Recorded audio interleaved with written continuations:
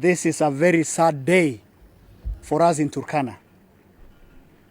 It is extremely sad because it's a culmination of what has clearly become the failure of state institutions to perform their duty, which is to protect the lives and properties of the residents of Turkana. The Turkana people are law-abiding and peace-loving people.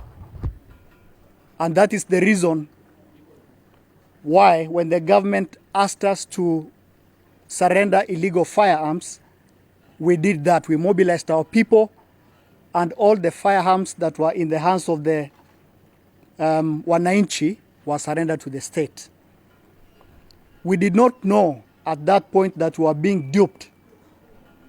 We did not know that at that point the plan was to make us sitting ducks so that our neighbors could retain their firearms and then overrun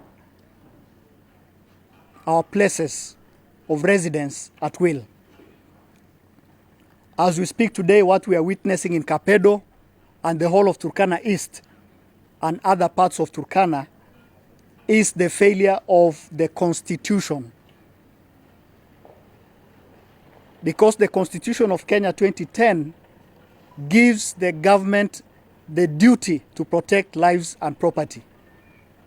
But as we speak here this morning, the lives and property of the residents of Kapedo are not being protected by the state.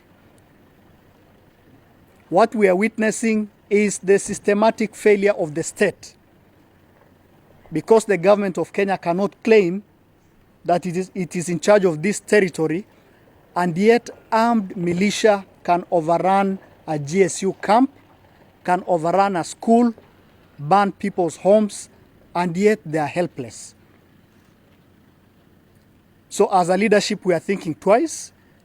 We were actually duped into organizing peace meetings. We thought those meetings were well meant. But what is clear to us was that we were being cheated, we were being lied to, and therefore we are tired of crying. We are tired of burying our women, we are tired of burying our children, and like any other human being, we'll be left with no option but to find ways of protecting ourselves. So if the government of Kenya is listening, we ask them to take up their duty and protect every Kenyan life. Because in the absence of that, I don't think if this happened in Kisumu, or in Kiambu, or in Eldoret, or Mombasa, that the government would have responded the way it has. We want to restate our claim that we are as Kenyan as any other Kenyan.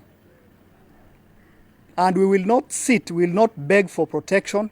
If the government is not able to protect us, we are afraid we'll be left with no option but to protect our lives, to protect our children, to protect our women. Thank you. Minority Leader.